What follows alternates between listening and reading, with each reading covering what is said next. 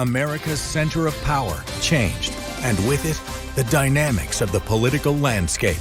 The consequences will reverberate locally, in Florida, on Capitol Hill, and on the global stage. Voters demanded change on the issues that mattered most: the economy, immigration, and social issues.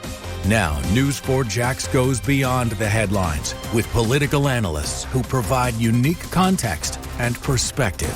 Experts focused on the issues making headlines. This is Politics and Power.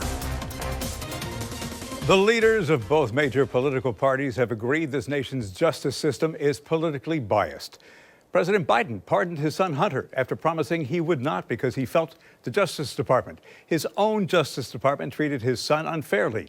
He said raw politics had infected Hunter Biden's prosecution on gun and tax evasion offenses and led to a miscarriage of justice. President-elect Donald Trump long maintained his galaxy of legal woes. Both the criminal and civil charges against him were politically motivated attacks orchestrated by his adversaries. And without fear of debate, politics and his re-election to a second term in the Oval Office led to cases against Trump being dismissed. Donald Trump has promised to retaliate against his political enemies. Will all of this not only further politicize the American justice system, will that not only cause the public to further question whether there is justice in the justice system? Will people wonder if legal boundaries will be broken in that process? Welcome to Politics and Power. I'm Bruce Hamilton, and joining me is a man known nationally as a fierce prosecuting and defense attorney and a legal analyst, Jeremy Rosenthal. Welcome once again to Politics and Power. Thanks for joining us. Thank you, Bruce. So, Jeremy, there are several ironies here. During his first term, Trump pardoned a host of political allies and even a family member, and yet he's deriding Joe Biden's decision to pardon his son, calling that pardon an abuse and miscarriage of justice itself. It comes from the man who occupied the White House January 20th, who for the longest time condemned the Justice Department as being politicized and in need of an overhaul. That's irony number one. Among the others, one only needs to look at the president-elect, who he's nominated, Pam Bondi, as his attorney general, Kash Patel to lead the FBI, proposed nominees with the potential to fulfill the threats he made on the campaign trail, and has since winning the election to build a proverbial firewall between prosecutions and politics. Are we going to be looking at a justice system that's going to be compromised by justice? I think we're certainly going to see a justice system that is politically charged. At the end of the day, is that the same thing? I don't know. But when you look at it, what you're going to see is Donald Trump he is not shy about utilizing the courts to his advantage. He recently filed, even before the election, a lawsuit in Amarillo, Texas, against CBS and 60 Minutes against Kamala Harris, doing exactly the thing that he derides everybody else for, which is utilizing the court systems in a political capacity. That lawsuit, let's be clear, is probably going a bunch of nowhere for him. I mean, it was to try to draw attention to what he thought was something inequitable that 60 Minutes has done. It's perfectly fair, obviously, to raise a political point about such things, but I don't know that the courts are the right mechanism to do that. And to your point, by nominating Pam Bondi, by nominating Kash Patel, can we expect the same type of politicization? I would think the answer is going to be yes. Now, Donald Trump is obviously going to point to what Joe Biden did and point to other historical examples to say, well, they did it, so I can do it too. And also, let's be clear as well, the Justice Department has been politicized in the past. In American history, I think time and time again, we've been through this before. So the issue is, can we as Americans, can we compartmentalize this? And can we remain, and can our faith in these institutions essentially hold strong? You know, nobody's going to argue that Biden pardoning Hunter gives Donald Trump grounds to argue that both sides are doing the same thing. Bernadette Myler, a constitutional law professor at Stanford University, called it a disturbing moment for American justice, in that the leaders of both major American political parties have now argued that the system is politically biased. And she goes on to say that the way things are being applied suggests that there is widespread distrust in the system and how the law is being applied. And I think that that's quite worrisome. As a jurist, do you find that worrisome yourself? Well, let's sort of break this down and talk about some of I think the bigger issues here. Okay, first off, as Americans, we have to have faith in our institutions. One of the institutions being the judiciary and our legal system. It is perfectly healthy to question whether or not it is above board. It's perfectly legitimate to question things that we don't like about it. Kash Patel, who is who we think is very likely going to be the FBI director, wants to break down the FBI, and he wants to get to the bottom of what he considers the deep state. And we should want him to make sure that the FBI is a sanitary place, if you will, for that it's above board and that everything is fine. The question, though, that I think that we have to answer is this: when it's politicized, does that undermine our faith in those institutions? And I would also tell you, Bruce, 50% of the country is already there. 50% of the country, or somewhere in there, people who voted for Donald Trump already believe that the justice system is irretrievably broken, or that Donald Trump is the victim of what they consider to be a word that I've heard used, lawfare. So you've already got a really large segment of Americans, whether they're right or whether they're wrong, that think that this is already politicized. And so what the worry is that Donald Trump comes in with Pam Bondi, comes in with Kash Patel, and then exacts some sort of retribution. Again, making sure that our institutions are clean, are above board, and our question is a perfectly healthy thing. To do it in a way that makes us wonder about the politics that's a little bit worrisome. And the firewall, if you will, here is our ability as Americans to compartmentalize and to understand that the cases that we're seeing are in the top or really only represent just a small fraction of the cases that the Justice Department handles. But because they're so public, their influence is somewhat outsized, obviously. I'll start worrying about these things, Bruce, if I hear jurors start discussing these things openly, and if it plays into their trust or distrust to our system, and if that's politically based, then I start to worry that the erosion has gone just a little bit too far. And the jurors, the citizens, that's your base, right? That's the man on the street. That's Susie Main Street, Johnny Lunch Pail. When those folks start coming to jury duty, and if they start echoing that language about politically charged distrust, that's when we might start to think, that's when I might start to think, okay, there's some serious erosion here that's not healthy for the institution that we need to protect. All right, so you've answered what was going to be my next question. So let me frame things this way. Trump is surrounding himself with loyalists, people who are going to carry out his agenda, one of whom is the man you mentioned, Kash Patel, the man he wants to be his FBI director. He's among quite a few who is willing to bulldoze customary boundaries, I think is probably the best way to put it. In no uncertain terms, he wants to remake the FBI into Trump's tool.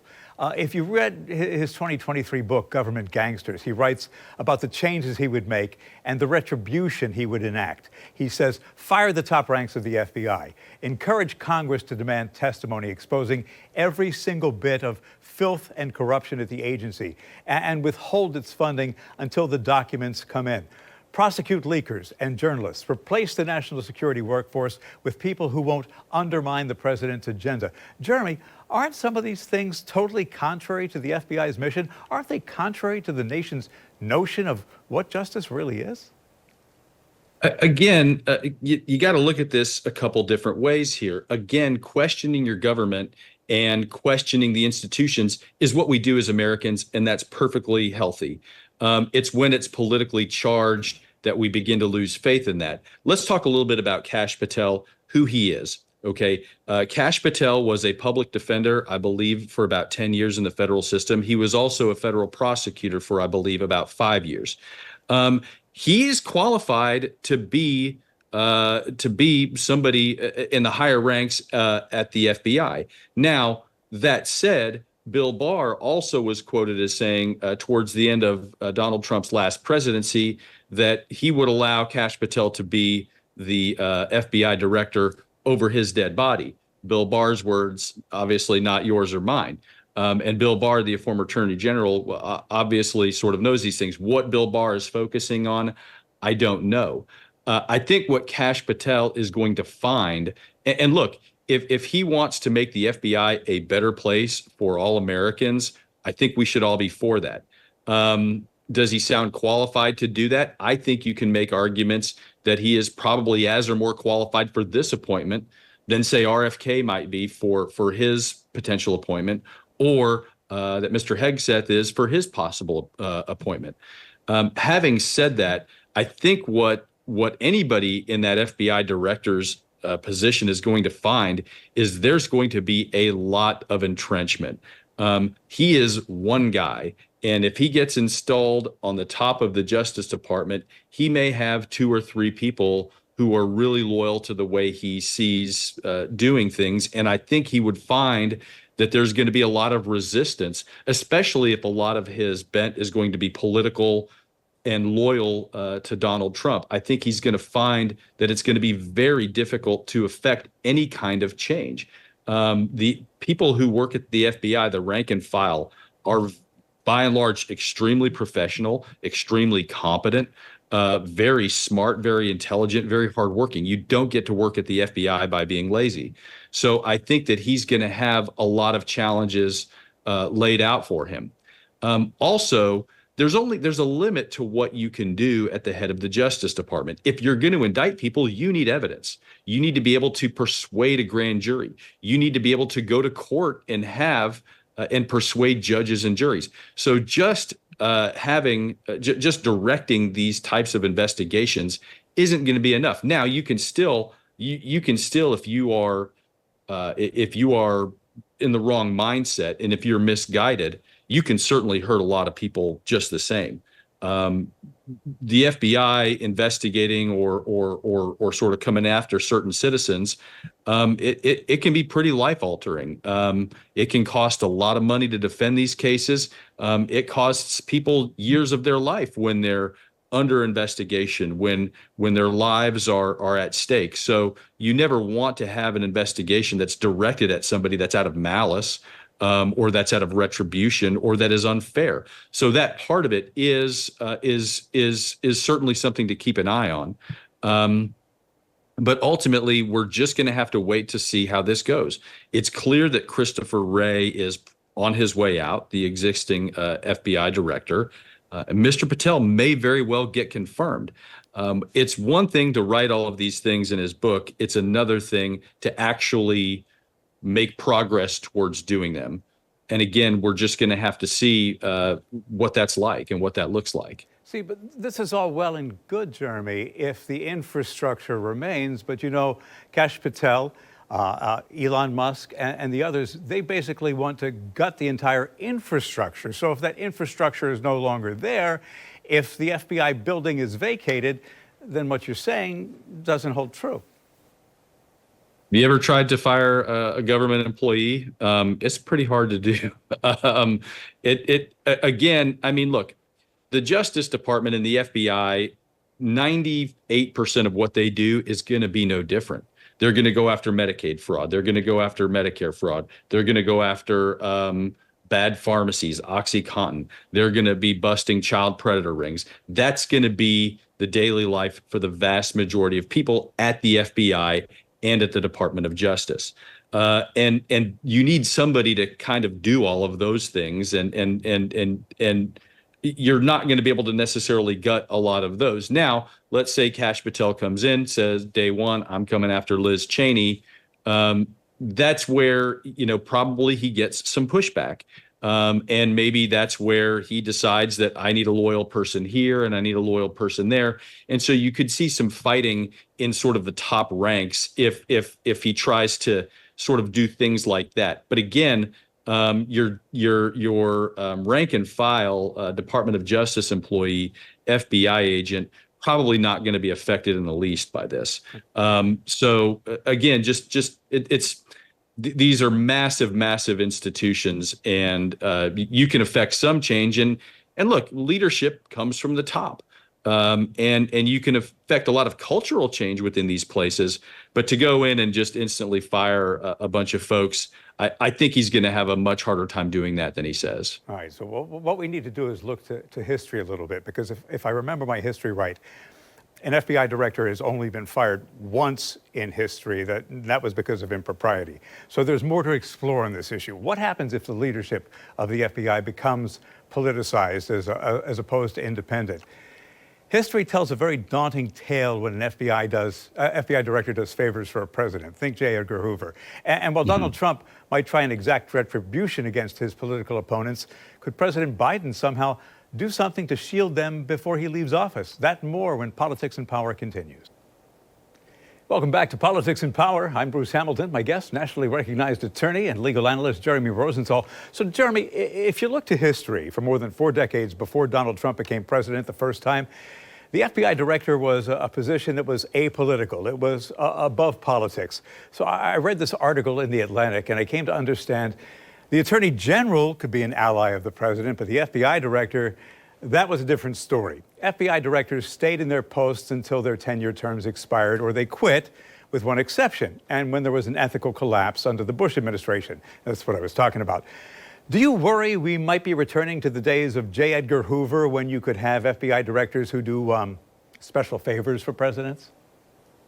Mr. Patel certainly has a more political background than anybody who has had this spot in some time. Again, we were talking about Mr. Patel's background. Again, he was a public defender for about 10 years, a criminal defense lawyer like me. I like that a lot. He was a prosecutor, a U.S. attorney, an assistant U.S. attorney for about another 5 years. So he certainly knows his way around the justice system. Those things, I think, all fairly well qualify him to lead or to be in the upper echelons of a department like the FBI, right? It is a law enforcement agency at its core. Over the last decade or so, Mr. Patel's background has been a lot more politically charged than, say, Christopher Wray's background. Christopher Wray is the current FBI director. He was also appointed by Donald Trump. But Mr. Wray was not somebody who was an ally, not somebody who went on the campaign trail, not somebody who stumped for him. So it certainly is worrisome that the person who is being tabbed to be on top, it's worrisome that he's got such a political background, because that, like J. Edgar Hoover, and J. Edgar Hoover, again, this is from my recollection of history. Obviously, I know I look very young, but I'm not quite old enough to be to have lived through Mr. Hoover's tenure, at least just maybe a few months, I believe. He really just sort of held a lot of the presidents in check. He would dig up a lot of dirt, and if the president threatened his position, he would say, well, Mr. Kennedy, Mr. Johnson, Mr. Nixon, I've got the goods on you. Mr. Eisenhower, I've got the goods on you, so you better just sort of leave me alone.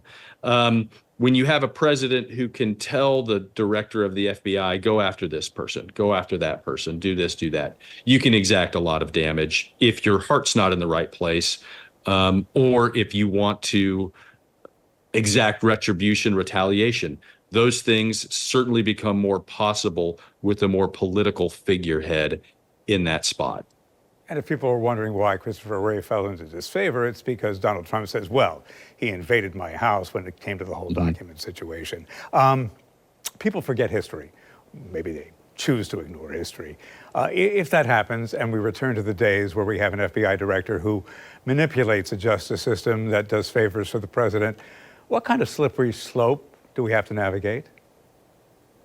Well, it's certainly not a good thing. Again, what I come back to, and we've spoken about this already, is, look, it's all about the rule of law, and it's all about our faith in these institutions of government.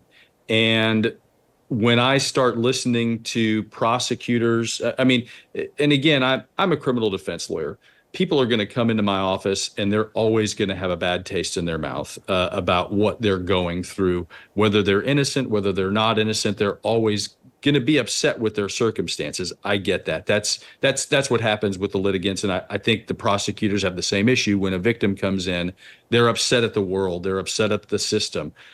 We expect these things. It's when the jurors come in, right? The people who are off the street, because you do hear a lot of things that are echoed through the news media, through their daily lives. You hear these things reverberate when the jurors come in and start talking about these issues, say, for example, in jury selection. You can definitely see shifts in things like drug legalization, or sending nonviolent offenders to prison.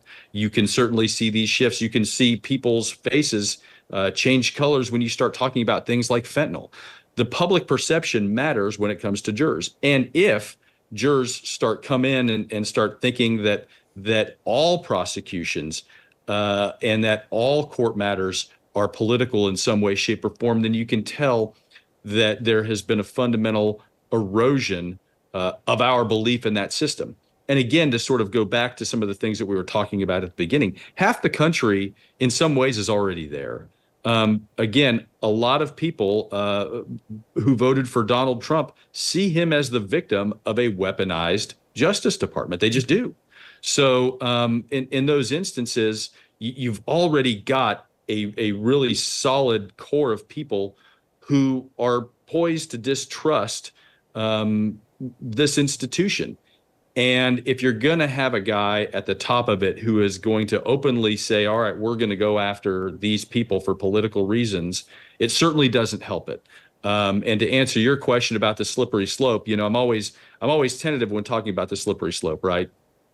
Because ultimately, it's always going to lead to dogs and cats loving each other and getting along and all these things. But ultimately, it's just not healthy.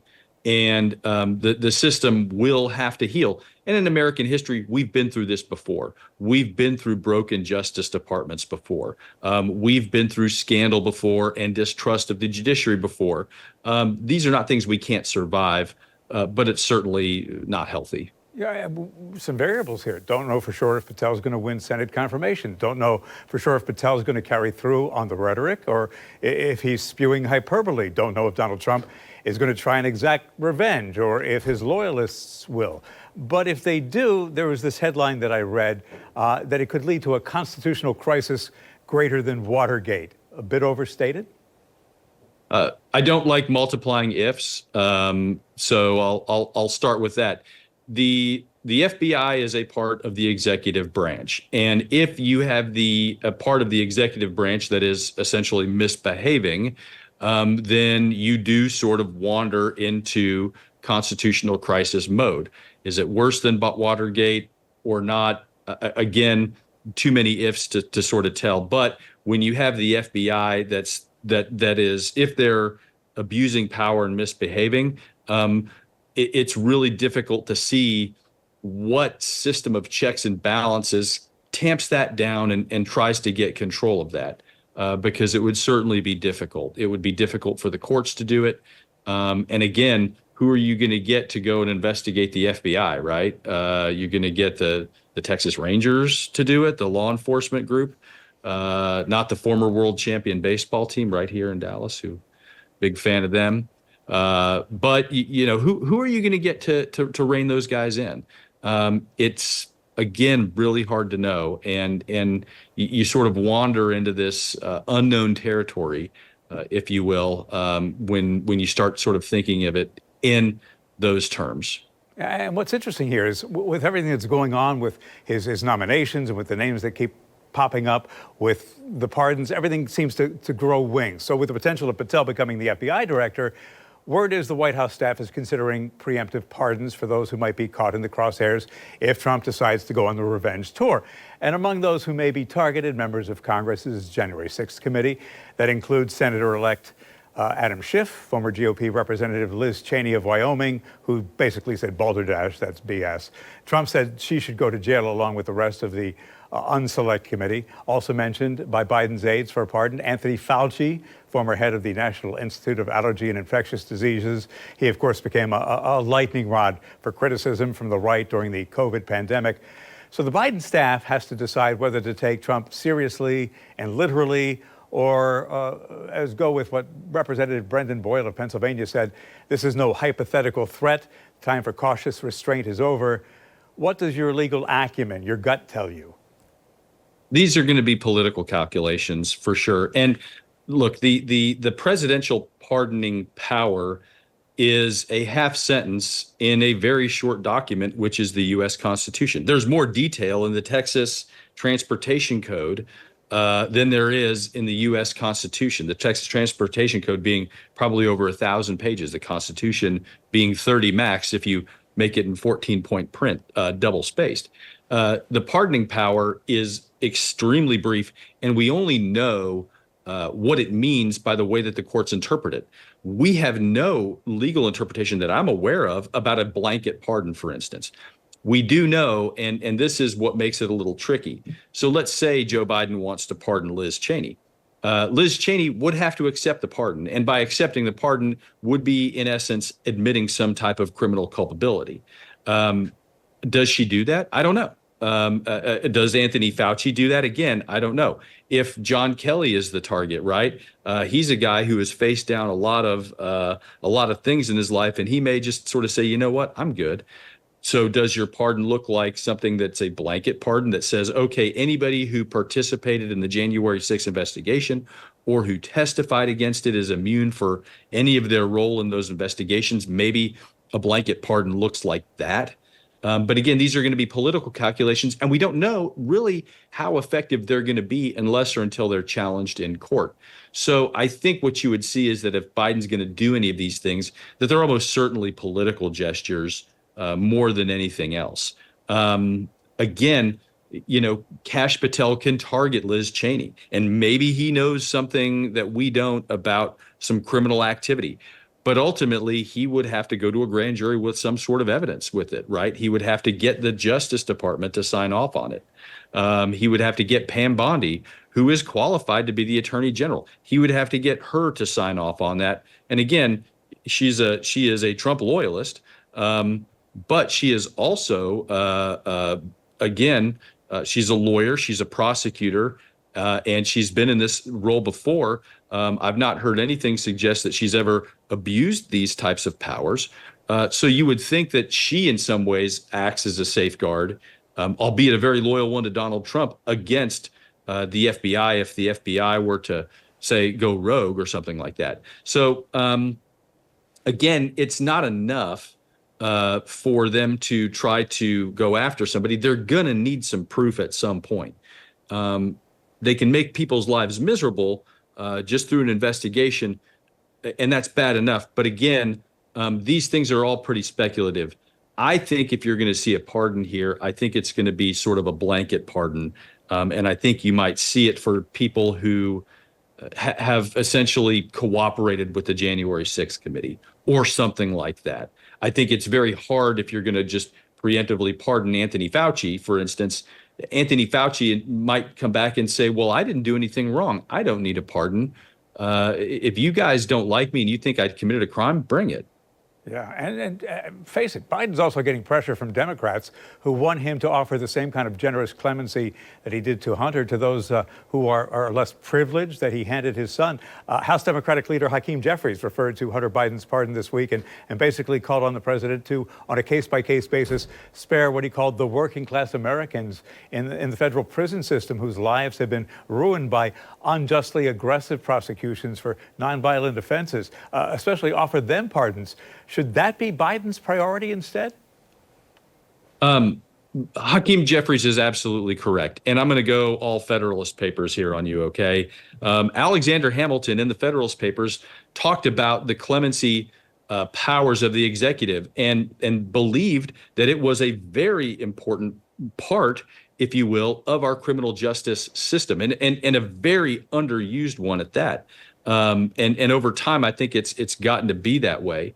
But that's what clemency is for. And I think you will see, in all likelihood, like you do really with all administrations, I think you're going to see a lot of pardons at the very end of it that are going to be targeted at the people that Hakeem Jeffries feels are worthy of clemency. I know President Biden has already issued some pardons to nonviolent drug offenders. And so that is part of, I think, a bigger movement that's creating more popular support. And I don't think they're mutually exclusive, right? Joe Biden and his team at the executive office, they've got a lot of people that work there. And you would think that while Biden is considering pardons for, again, Liz Cheney or some of the other folks that may need a prophylactic pardon, if you will, there's also a lot of hardworking folks that are looking at offenders that are in our federal system. Again, probably nonviolent type of folks who got a bad shake here or there. And I think you're going to see a whole host of those pardons, as you always do towards the end of the presidency. But again, that's a really, really critical part of our criminal justice system, right? I went Texas Rangers on you earlier. Now I'm going to go Alexander Hamilton on you. And with that, I'm out. But yeah, I do think you see more pardons here towards the end. Yeah, and if I remember my high school history right, the whole purpose of the Federalist Papers were the analysis, the comprehensive analysis of the means by which the ideals of justice, the general welfare, and the rights of individuals could be realized. And that's what you're talking about. That's exactly right. Look, the Constitution provides the president with clemency powers. Governors around the country have the right to pardon with varying degrees. And it's always been very tricky, right? Because a governor is an elected official, and Gavin Newsom, for instance, in California, who sees himself as the next president of the United States, is he going to pardon the Menendez brothers? He doesn't want to touch that case with a 20-foot pole. He's hoping that thing gets resolved well before it gets to him, because he just doesn't want to touch it. He knows that it's somewhat kryptonite. And that's the fundamental problem with clemency, is that it is a political, it is in the hands of a politician who will always want to side with public safety. And to commute an offender's sentence or to pardon an offender is usually going to be controversial and is usually going to involve some degree of political risk. But again, it is appropriate, to Hakeem Jeffries' point, when you're talking about the overwhelming or an overarching movement, if you will, of criminal justice. For instance, in this case, to pardon nonviolent offenders who probably got a bad shake and have done really well in the federal system. Jeremy Rosenthal, as always, thank you for your time, for giving things proper context, perspective, and focus. I appreciate your time. And to my viewers, you can watch this program anytime on demand at your leisure on news4jax.com and the News4Jax YouTube channel. And as always, I appreciate your feedback. You can email me here at the station. Have a great day. See why every day more people are choosing News4Jax, Northeast Florida and South Georgia's #1 source for local news.